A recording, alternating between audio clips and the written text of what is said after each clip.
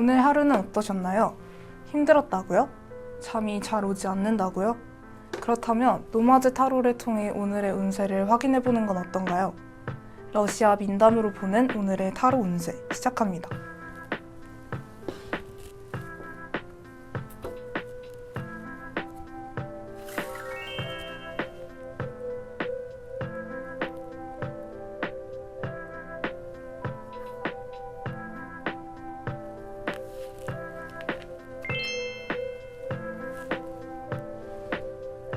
(17번) 별 카드가 나왔군요.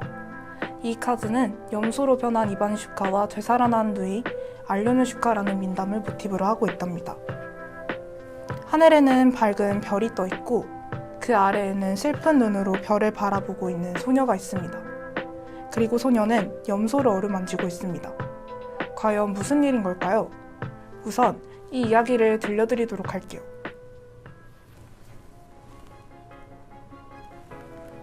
옛날 옛적에 알료누 슈카와 이반 슈카라는 이름을 가진 오누이가 살았어요.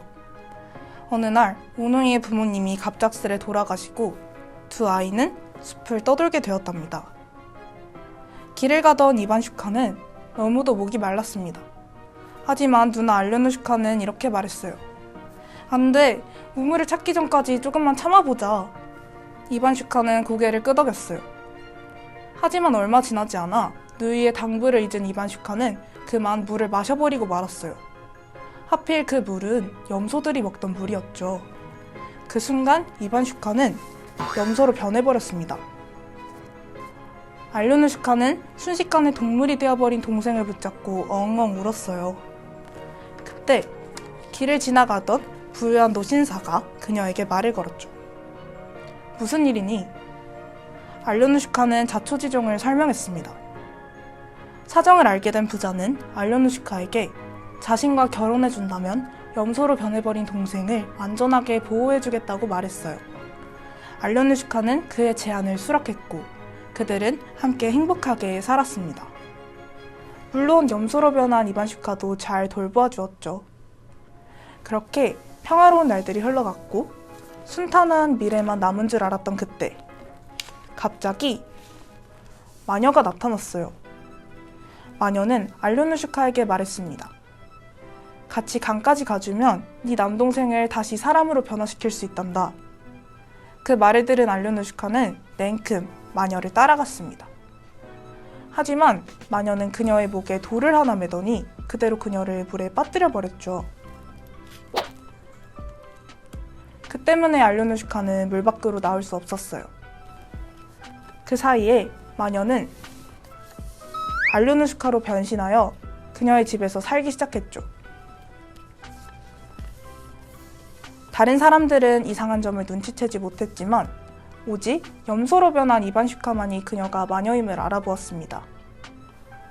염소는 강으로 가 물속에 빠져있는 누나를 발견했어요. 알료누 슈카, 나와봐! 어디에 있어? 알료누 슈카는 물속에서 나는 목에 돌을 메고 있어서 갈 수 없어 라고 말했어요.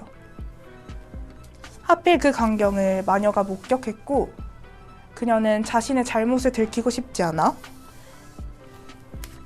부자에게 염소를 죽이자고 말했습니다. 하지만 염소에게 정이 든 부자는 그를 죽일 수 없었죠. 염소는 매일매일 강가로 가서 물에 빠진 알료누 슈카와 이야기를 나누었습니다. 한편 초조해진 마녀는 결국 사냥꾼을 사주하여 염소를 죽이라고 명했어요. 하지만 사냥꾼은 염소가 알료누 슈카와 이야기하는 것을 보고 부자에게 이를 알려주었어요. 부자는 사건의 전말을 깨닫고 알료누 슈카를 물에서 꺼내주어 알료누 슈카는 되살아나게 되었습니다. 그리고 마녀는 강한 벌을 받았죠. 모든 일이 해결되고 염소는 기쁜 나머지 뒤로 3번 돌았어요. 그러더니 사람의 모습으로 돌아왔답니다. 그렇게 세 사람은 행복하게 잘 살았습니다.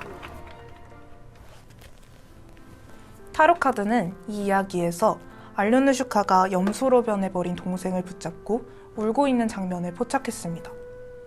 부정적인 상황과 달리 하늘 위의 별은 아름답고 밝게 빛나고 있죠. 이는 그들의 좋지 않은 상황이 곧 지나감을 의미하며 그들이 별의 보호를 받고 있음을 의미합니다. 그러니 이 카드는 현재는 조금 힘들지라도 당신이 별의 보호 아래에 있으며 알료누시카와 이반슈카를 거두어준 남성과 같은 조력자가 나타날 것임을 암시한다고도 볼 수 있습니다.